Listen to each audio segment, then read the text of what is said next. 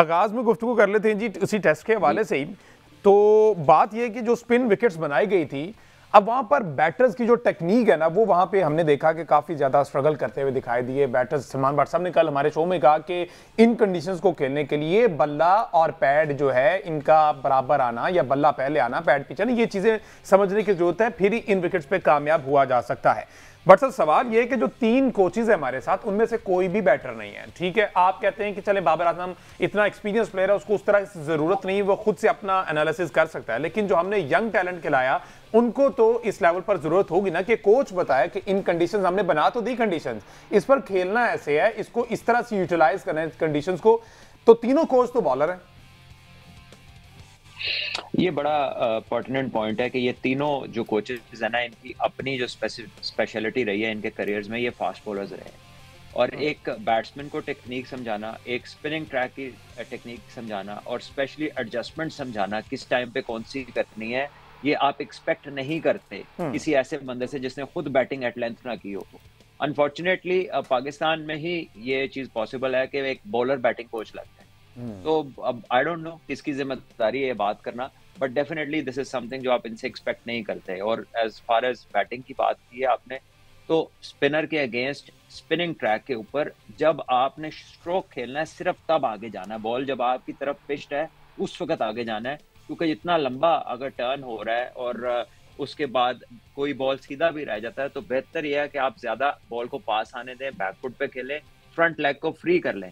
और अगर आगे जाना ही पड़ गया इन एनी केस, तो फिर आपका जो बैट है वो फ्रंट लेग से पहले जो आपका अगला पैड है उससे आगे बैट होना चाहिए। बैट पैड साथ रखेंगे तो डिसमिसल का नाम ही ये है, बैट पैड। डिसमिसल का वो जो आउट होता है उसका नाम ही जो इंग्लिश कोचिंग बुक में है वो बैट पैड है। और वो होती तब है जब ये दोनों साथ होते हैं, तो उसको आपने अवॉइड करना है।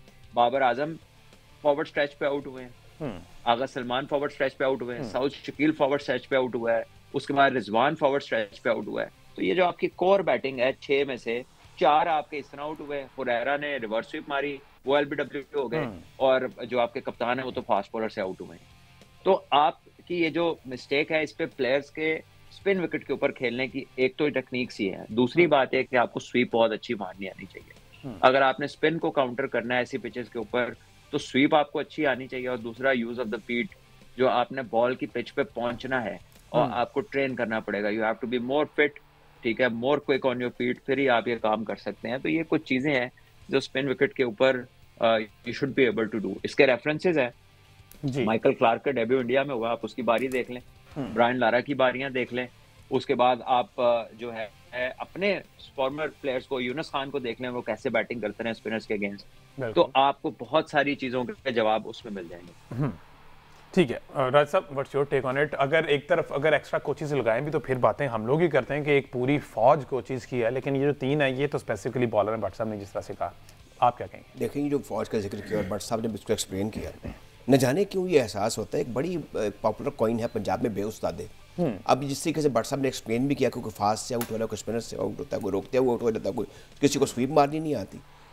ये अब 2025 है, इसमें बड़ा ज़रूरी है कि अभी वो अहद हाजिर में लोग मौजूद हैं जो स्पिनर्स को बड़ा बाकमाल खेलते रहे थे। माजी को भूल जाएं, जावेद मियांदाद को बुला के कुछ सेशंस करा लें, सलीम मल्लिक को बुला के कुछ कर लें, यूनुस खान को बुला लें, असद शफीक को बुला लें, अजहर अली को बुला लें।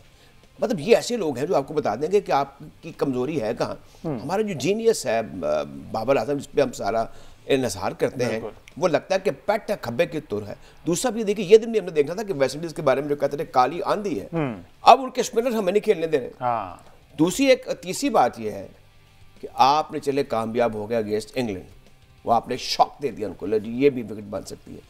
ये अब दुनिया में हर जगह ये डिस्कस, पाकिस्तान की क्रिकेट अभी भी हम 9वें 10वें पे चलेंगे ना, हम तो ही हम मार रहे हैं, अभी भी हमारी क्रिकेट डिस्कस होगी, इसमें दमखम बढ़ा रहा है। इससे बड़े प्लेयर पैदा किए, बड़े बड़े अजीम ग्रेट प्लेयर्स पैदा किए। अब यहाँ पर आपने वेस्ट इंडीज को पहला टेस्ट खिलाया, खैर वो आप जीत गए। दूसरे टेस्ट में अच्छा एक और चीज़ हो रही है, 26 पे 6, 37 पे 7, उसके बाद आप स्कोर करा के मैच हार जाते हैं। बांग्लादेश के खिलाफ भी ऐसा हुआ और यहाँ पर भी ऐसा हुआ। मैं बार बार कहता हूँ कि ये सोचने समझने की और दिमागी खेल है। ये लाख तोते को पढ़ाया पर वो हेवा ही रहा वाली बात है। अब जितनी क्रिकेट जो है, जितनी टीवी पे एलोबरेट होती है, जितने बड़े बड़े ब्रॉडकास्टर्स बैठे होते, टेस्ट क्रिकेटर्स बैठे होते, पहले तो नहीं होता था। हमने Gul Mohammad, Nazar Mohammad Khan, Mohammad Jack Walsh, Julian Wiener, इनसे कोचिंग हासिल की है, मुझे लगता है इसमें बहुत एडवांसमेंट आ गई हुई है।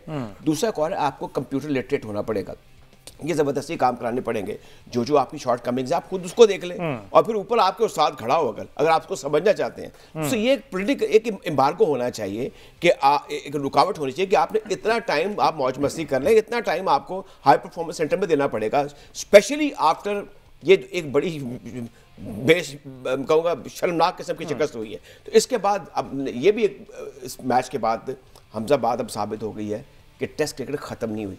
जहां आप जाएं इस मैच का जिक्र हो रहा है, जहां जाए पाकिस्तान की शिकस्त की बात हो रही है। अब यहां पर कप्तान समेत, बाबर आजम समेत, कामरान गुलाम समेत ये सब लोग फारग हुए हैं।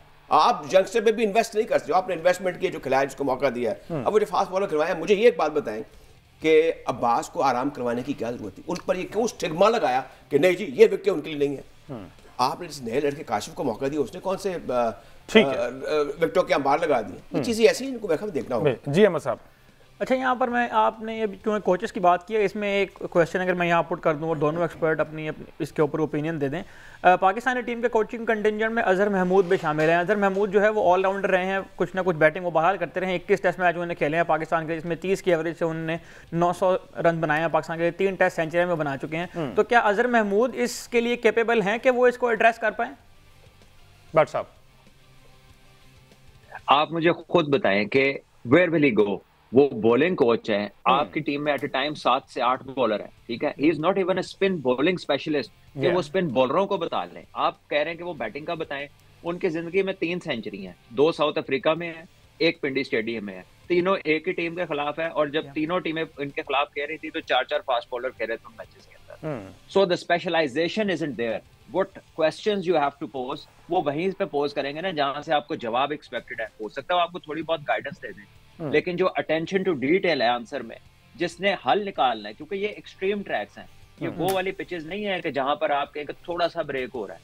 टेस्ट मैच का पहला बॉल ब्रेक हुआ है, वेरी फर्स्ट बॉल, और लंबा ब्रेक हुआ है।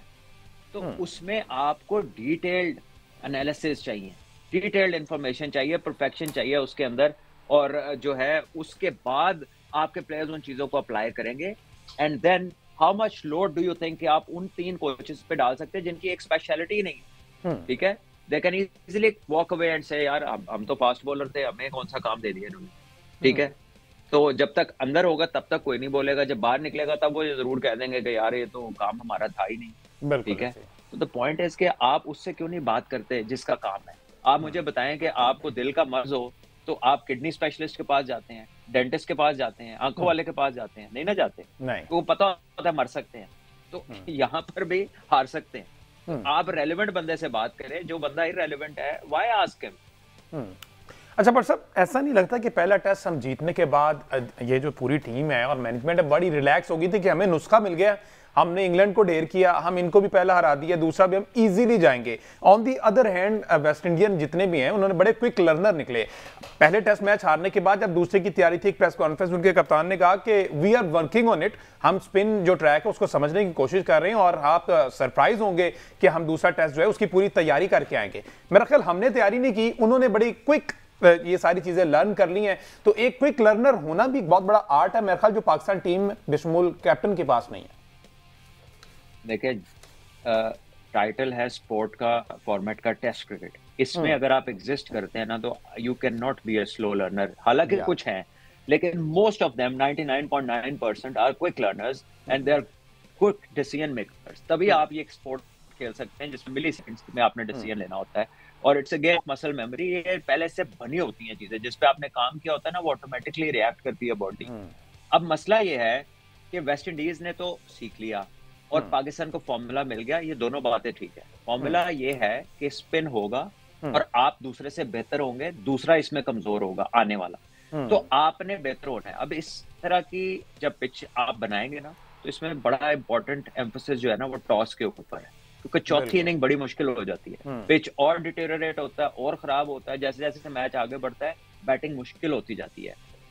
तो वहां पर आप टॉस भी नहीं जीते। फिर जिस चीज का राजा साहब ने जिक्र किया ना कि 2-3 दफा आपने ऊपर से 5-6 आउट कर लिए और उसके बाद फिर टेल से लंबा स्कोर करा दिया, तो वहां पर आप पेस को मिस करते हैं, वहां पर आप 140 प्लस के यॉर्कर्स को मिस करते हैं, जिसपे बैट्समैन को डर होता है, टेल एंडर्स को डर होता है।